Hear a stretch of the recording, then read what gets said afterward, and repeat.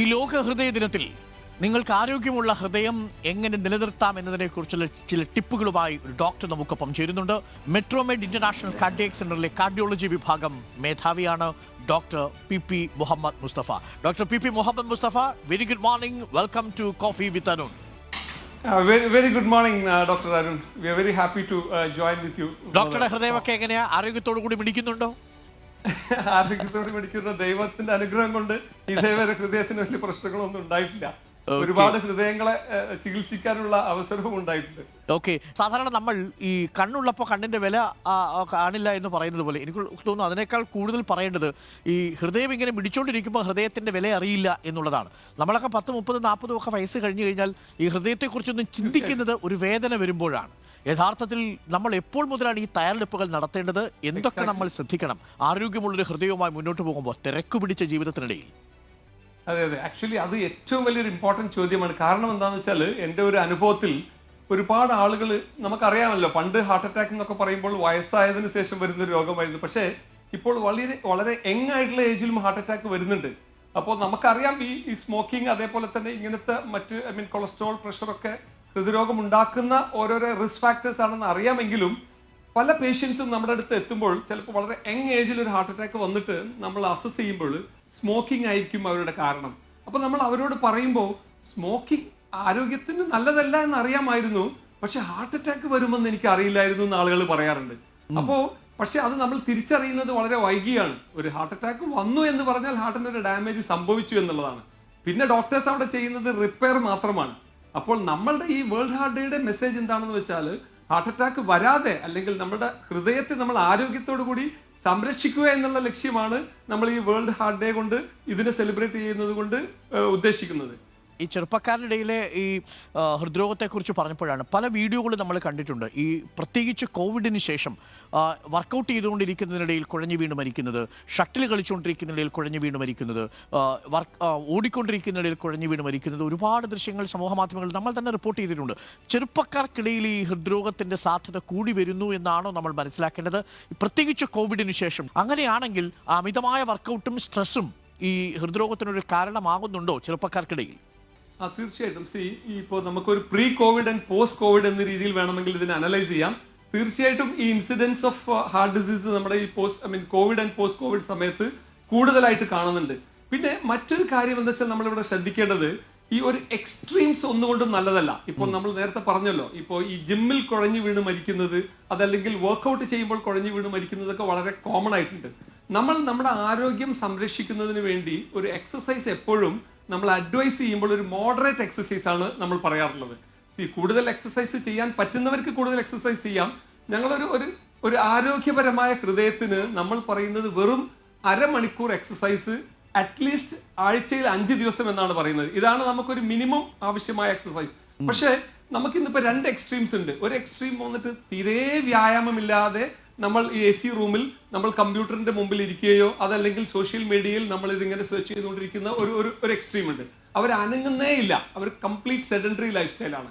ഇന്നത്തെ ഒരുപാട് നമ്മുടെ ഒരു ജോബുകൾ നമ്മൾ എടുത്തു നോക്കുകയാണെങ്കിൽ ഒരു സെഡൻഡറി ലൈഫ് സ്റ്റൈലുള്ള ജോബുകളാണ് ഇന്നത്തെ കാലത്ത് കൂടുതലുള്ളത്. ഇനി ഒരു ചെറിയ ഒരു ശതമാനം ആളുകൾ ഓപ്പോസിറ്റ് ഡയറക്ഷനിലും എക്സ്ട്രീമായി പോകുന്നുണ്ട്. മണിക്കൂറുകളോളം ജിമ്മിൽ നമ്മൾ വർക്കൗട്ട് ചെയ്യുക, അതല്ലെങ്കിൽ മസിൽ പെരുപ്പിക്കുന്നതിന് വേണ്ടി, ഒരു ബോഡി ബിൽഡിങ്ങിന് വേണ്ടി വല്ലാതെ ഒരു ഫാനറ്റിക് ആയിട്ടുള്ള രീതിയിൽ, ഒരു ക്രേസി ആയിട്ടുള്ള രീതിയിൽ ഒരു ബോഡി ബിൽഡിംഗ് ഒരു ഇതും ചില ചെറുപ്പക്കാരിൽ നിന്ന് കണ്ടുവരുന്നുണ്ട്. അതും actually not good. Doctor P Muhammad Mustafa നിർദ്ദേശിക്കുന്ന ഒരു ഡയറ്റും ഒരു ജീവിതക്രമവും എങ്ങനെയായിരിക്കും? എത്ര സമയം നിങ്ങൾ വർക്കൗട്ട് ചെയ്യണം? ഏതു സമയത്ത് ഏതു തരത്തിലുള്ള ഭക്ഷണ പദാർത്ഥങ്ങൾ നിങ്ങൾ ഉൾപ്പെടുത്തണം? പ്രത്യേകിച്ച് വളരെ വേഗം ഓടുന്ന പ്രൊഫഷണലുകൾക്കിടയിൽ കൂടിയാണ് എന്റെ ചോദ്യം. തീർച്ചയായിട്ടും അത് ഏറ്റവും വലിയ ഇമ്പോർട്ടന്റ് ആയിട്ടുള്ള കാര്യമാണ്. ഞാൻ ഈ എല്ലാ മേഖലയിലും ഞാൻ മിതത്വം പാലിക്കുക എന്നുള്ള ഒരു വാക്കാണ് ഞാൻ സിമ്പിൾ ആയിട്ട് എന്റെ പേഷ്യൻസിനോട് പറയാറുള്ളത്.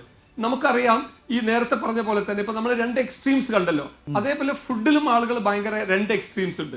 ചില ആളുകൾ ഹൈലി കോൺഷ്യസ് ആയിട്ട് ഒരുപാട് ഭക്ഷണം കഴിക്കാതെ, അങ്ങനെ ഉണ്ടല്ലോ, നോൺ വെജ് ഒന്നും കഴിക്കില്ല എന്ന് പറഞ്ഞിട്ട് വളരെ സ്ട്രിക്റ്റ് ആയിട്ട് ഫോളോ ചെയ്യുന്നവരുണ്ട്. അതേപോലെ തന്നെ ചില ആളുകൾ അതിനെക്കുറിച്ച് ഒന്നും ബോധേഡല്ലാതെ എല്ലാം കിട്ടുന്നതെല്ലാം വാരി വിഴുങ്ങുന്ന ഒരു ഹാബിറ്റ്, ഒരു അൺഹെൽത്തി ഫുഡ് ഹാബിറ്റുള്ള ഒരുപാട് ആളുകളുണ്ട്. നമ്മൾ ആക്ച്വലി പറയുകയാണെങ്കിൽ ഇതിന്റെ രണ്ടിനും ഇടയിലാണ് നമുക്ക് വേണ്ടത്. നമുക്ക് നമ്മുടെ ഭക്ഷണത്തിൽ എല്ലാം അടങ്ങിയിരിക്കണം. നമുക്ക് കാർബോഹൈഡ്രേറ്റ് വേണം, അതാണ് നമ്മുടെ ഊർജ്ജം. നമുക്ക് പ്രോട്ടീൻ വേണം, അതാണ് നമ്മുടെ ബോഡി ബിൽഡിങ്ങിന് ഉപയോഗിക്കുന്നത്. മറ്റു വൈറ്റമിൻസ് ആൻഡ് മിനറൽസ് എല്ലാം നമുക്ക് ആവശ്യമാണ്. അപ്പോൾ ഒരു ഐഡിയൽ ഡയറ്റ് എന്ന് പറയുകയാണെങ്കിൽ നമ്മൾ അതിനൊരു ബാലൻസ്ഡ് ഡയറ്റ് എന്ന് പറയും. ഈ ബാലൻസ്ഡ് ഡയറ്റിൽ ഇതെല്ലാം ഉണ്ട്. നമ്മൾ ഒന്നും പൂർണ്ണമായിട്ടും ഒഴിവാക്കേണ്ട ആവശ്യമില്ല. പക്ഷേ അതിന്റെ പ്രൊപ്പോർഷനിലാണ് ഏറ്റവും ഇമ്പോർട്ടന്റ്. നമ്മൾ ട്രഡീഷണൽ ആയിട്ട് ഇപ്പൊ നമ്മുടെ ഇന്ത്യക്കാർ, നമ്മുടെ കേരളീയരൊക്കെ നമ്മൾ ശീലിച്ചു വന്നിട്ടുള്ളത് ഹൈ കാർബോഹൈഡ്രേറ്റ് ഡയറ്റ് ആണ്. ഹൈ കാർബോഹൈഡ്രേറ്റ് എന്ന് പറയുമ്പോൾ നമ്മൾ അന്നജം ഉൾക്കൊള്ളുന്ന ഭക്ഷണം, അരിയും ചോറും പത്തിരിയും ചപ്പാത്തിയും ഒക്കെ ആണല്ലോ നമ്മുടെ ഫുഡിൽ ഏറ്റവും കൂടുതൽ. അതാണ് കാർബോഹൈഡ്രേറ്റ്. അതേപോലെ തന്നെ ഈ മാംസം, അതേപോലെ തന്നെ മറ്റ് വെജിറ്റേറിയൻ പ്രോട്ടീൻസ് ആയിട്ടുള്ള നമ്മുടെ പരിപ്പുകൾ, പയറുവർഗ്ഗങ്ങൾ, ഇങ്ങനത്തെയൊക്കെ സാധനങ്ങളൊക്കെ പ്രോട്ടീനാണ്. പിന്നെ മറ്റ് വൈറ്റമിൻസ് ആൻഡ് മിനറൽ ഇതൊക്കെ നമുക്ക് ഒരുപാട് ഫ്രൂട്ട്സിൽ നിന്നാണ് കിട്ടുന്നത്. അപ്പോൾ ഒരു ബാലൻസ്ഡ് ഡയറ്റ് എന്ന് പറയുമ്പോൾ അതിൽ എങ്ങനെ വേണ്ടെന്ന് വെച്ചാൽ നമ്മുടെ ഇപ്പോഴത്തെ ഡയറ്റ് എന്ന് പറയുന്നത് high carbohydrate, low protein, low vitamin ആണ് നമ്മൾ ശീലിച്ചു വന്നിട്ടുള്ളത്. അതൊന്ന് മോഡിഫൈ ചെയ്ത് ഇതിനെല്ലാം ബാലൻസ്ഡ് ആയിട്ട് ഉൾക്കൊള്ളിച്ച് കാർബോഹൈഡ്രേറ്റിന്റെ അളവ് കുറയ്ക്കുകയും പിന്നെ വൈറ്റമിൻസ് ആൻഡ് പ്രോട്ടീൻസിന്റെ അളവ് നമ്മൾ കുറച്ച് കൂട്ടുകയും ചെയ്യണം. അത് നമുക്ക് ഏറ്റവും ചുരുക്കി പറയുകയാണെങ്കിൽ നമ്മുടെ ഭക്ഷണത്തിന്റെ അളവിൽ നല്ലൊരു പങ്ക് നമ്മൾ വെജിറ്റബിൾസ് ആൻഡ് ഫ്രൂട്ട്സിന് കൊടുക്കണം, പ്രൊവൈഡഡ് ഡയബറ്റിക് അല്ലാത്ത പേഷ്യൻസ് ആണെങ്കിൽ. ഈ ഞാനൊരു കാര്യം കൂടി ചോദിച്ചോട്ടെ, നമ്മുടെ ഈ രാവിലെ എഴുന്നേറ്റ് വർക്കൗട്ട് ചെയ്യുന്നതാണോ അതല്ല എല്ലാം കഴിഞ്ഞ് ഉറങ്ങാൻ പോകുമ്പോൾ വർക്കൗട്ട് ചെയ്യുന്നതാണോ ഡോക്ടർ പ്രധാനമായിട്ടും അഡ്വൈസ് ചെയ്യുക? മാത്രമല്ല ഈ സ്ത്രീകളടക്കം ഒരു വർക്കൗട്ടിനെ കുറിച്ച് ചിന്തിക്കാത്ത മനുഷ്യർ ഇപ്പോഴും ഈ വീട്ടിലൊക്കെ കുത്തിരിപ്പുണ്ടല്ലോ. അവർ രാവിലെ നടക്കാൻ പോലും പോരില്ല. പലപ്പോഴും ഈ വീട്ടിൽ അടുക്കളയിൽ അരഞ്ഞു തീരുന്ന ജീവിതങ്ങളാണ്. അവർക്കും ഈ 50-60 വയസ്സ് കഴിഞ്ഞാൽ വളരെ പെട്ടെന്ന് അവരുടെ ഹൃദയം പണിമുടക്കി തുടങ്ങുന്നതായിട്ട് ഒരുപാട് വാർത്തകൾ വരുന്നുണ്ട്. അപ്പം അവരോടുള്ളൊരു അഡ്വൈസ് എങ്ങനെയാണ്, പ്രത്യേകിച്ച് ഈ വീട്ടമ്മമാർ എന്ന് പറയുന്ന നമ്മളുടെ വീട്ടിലിരിക്കുന്ന ഈ സെഡൻഡറി ലൈഫ് സ്റ്റൈലൊക്കെ ഉള്ളവർ? പറഞ്ഞ പോലെ അതെ, പണ്ട് നമുക്കറിയാം സ്ത്രീകൾക്ക് എപ്പോഴും അവരുടെ ഫീമെയിൽ ഹോർമോൺസ് കാരണം ഒരു ഹാർട്ട് അറ്റാക്കിന്റെ ഒരു പ്രൊട്ടക്ഷൻ ഉണ്ടായിരുന്നു. പക്ഷേ ആ പ്രൊട്ടക്ഷൻ ഇപ്പോൾ ഏകദേശം ഇല്ലാതായി വരികയാണ്. സ്ത്രീകളിലും വളരെ കോമൺ ആയിട്ട് ഹാർട്ട് അറ്റാക്ക് കണ്ടുവരുന്നുണ്ട്. മാത്രമല്ല യങ്സ്റ്റേഴ്സിലും കണ്ടുവരുന്നുണ്ട്. ഈ രാവിലെയാണോ വൈകുന്നേരം, അത് ആക്ച്വലി അക്കോർഡിംഗ് ടു ഓരോരുത്തരുടെ കൺവീനിയൻസ് അനുസരിച്ച് ചെയ്യിക്കാം. പക്ഷേ ഒരു നമ്മൾ ഉച്ച സമയത്തോ ആ സമയത്ത് ഒഴിവാക്കിയിട്ട് എയ്തർ മോർണിംഗ് ഓർ ഈവനിങ് ആവാം, അത് കുഴപ്പമില്ല. അത് നമ്മുടെ കൺവീനിയൻസ് അനുസരിച്ചാണ്. പക്ഷെ വേറൊരു കാര്യം ഇമ്പോർട്ടൻ്റ് ആയിട്ട് നമുക്ക് ചെയ്യാവുന്നത് നമ്മുടെ ലൈഫ് സ്റ്റൈലിന്റെ കൂടെ തന്നെ ഒരു ആക്ടിവിറ്റീസ് കൊണ്ടുവരാം. ഫോർ എക്സാമ്പിൾ, നമ്മളിപ്പം ഒരു സ്ഥലത്തേക്ക് പോവുകയാണെങ്കിൽ, നമ്മുടെ ഓഫീസിലേക്ക് പോവുകയാണെങ്കിൽ നമ്മുടെ കാറ് അല്പം ദൂരെ പാർക്ക് ചെയ്ത് നമുക്ക് നടന്നു വരുന്ന രീതിയിൽ അത് നമ്മുടെ വർക്കിന്റെ കൂടെ തന്നെ ആക്കാം. പിന്നെ ഇപ്പൊ ഞങ്ങൾ ഡോക്ടേഴ്സ് ഒക്കെ ഇപ്പൊ നമ്മുടെ ഹോസ്പിറ്റലിൽ റൗണ്ട്സ് എടുക്കുകയാണെങ്കിൽ ഞങ്ങൾ ലിഫ്റ്റ് ഉപയോഗിക്കുന്നതിന് ബദൽ സ്റ്റെപ്സ് കയറി കഴിഞ്ഞാൽ നമ്മൾ അറിയാതെ തന്നെ ആക്ടിവിറ്റീസ് നമ്മുടെ ഒരു ലൈഫിൽ കൊണ്ടുവരാം. ഈ നമ്മുടെ കയ്യിലൊക്കെ ഇപ്പൊ സ്മാർട്ട് വാച്ചുകൾ മിക്കവാറും ആളുടെ കൈകളിലൊക്കെ ഉണ്ടല്ലോ. ഒരു ദിവസം ഒരു ആരോഗ്യകരമായ ഹൃദയത്തിന് വേണ്ടി എത്ര സ്റ്റെപ്സ് ആണ് ഡോക്ടർ പ്രിഫർ ചെയ്യുന്നത്? ഒരു എളുപ്പക്കണക്ക് പറഞ്ഞാൽ മിനിമം അതെങ്കിലും ചെയ്യാൻ വേണ്ടി. അതെ, ഏറ്റവും ചുരുങ്ങിയത് ലോകം മൊത്തം വേൾഡ് ആരോഗ്യ സംഘടന പറയുന്നത് നമ്മൾ ഈ പറയുന്ന പോലെ വളരെ എക്സ്ട്രീം, നമുക്ക് ആർക്കും സാധ്യമല്ലാത്ത ഒരു കണക്കല്ല പറയുന്നത്. വെറും അരമണിക്കൂർ, അത് നമ്മളൊരു ബ്രിസ്കി ആയിട്ട്, അത് ഓടണമെന്നില്ല, ഒരു ഈവൻ ബ്രിസ്ക് വാക്ക് ആയിരിക്കാം, അതല്ലെങ്കിൽ സൈക്ലിംഗ് ആകാം, അതല്ലെങ്കിൽ ഒരു ഓട്ടമാവാം, അതല്ലെങ്കിൽ ഒരു സ്വിമ്മിംഗ് ആവാം. ഇത്തരം രീതിയിലുള്ള ഒരു എയറോബിക് ആയിട്ടുള്ള ഒരു എക്സസൈസ് വെറും അരമണിക്കൂർ, അതും ആഴ്ചയിൽ എല്ലാ ദിവസവും വേണമെന്നില്ല, ആഴ്ചയിൽ 5 ദിവസമെങ്കിലും ചെയ്യുക എന്നുള്ളതാണ് ഒരു ആരോഗ്യകരമായ ഒരു ഹെൽത്തിന് വേണ്ടി നമുക്ക് അഡ്വൈസ് ചെയ്യാം. Thank you doctor Muhammad Mustafa. വളരെ ഹൃദയാരോഗ്യത്തോടു കൂടി അങ്ങും ജീവിക്കട്ടെ, ഒപ്പം പ്രിയപ്പെട്ട പ്രേക്ഷകരും ജീവിക്കട്ടെ എന്ന് ആശംസിക്കുന്നു. Thank you Muhammad Mustafa, Metromed international cardiac സെന്ററിലെ cardiology. Thank you doctor Muhammad Mustafa. പ്രിയപ്പെട്ടവരെ, അപ്പോൾ ഡോക്ടർ പറഞ്ഞത് പ്രത്യേകം ശ്രദ്ധിച്ചല്ലോ. ഇവിടെ ഒരു സാധനം ഇരിപ്പുണ്ട്, ഇതാണ് നമ്മുടെ ജീവിതമൊക്കെ നിശ്ചയിക്കുന്നത്. അടിച്ചു പോയാൽ പോക്കാ കേട്ടോ. ഡോക്ടർ പറഞ്ഞ കേൾക്കുമ്പോൾ നമുക്കും ഒരു ടെൻഷൻ. രാവിലെയും വൈകുന്നേരവും ഒക്കെ എക്സസൈസ് ചെയ്യാൻ ഭാഗ്യം കിട്ടിയ ആളുകൾ, സമയം കിട്ടുന്ന ആളുകൾ, അത് നിങ്ങൾ ഒരു കാരണവശാലും പാഴാക്കരുത്.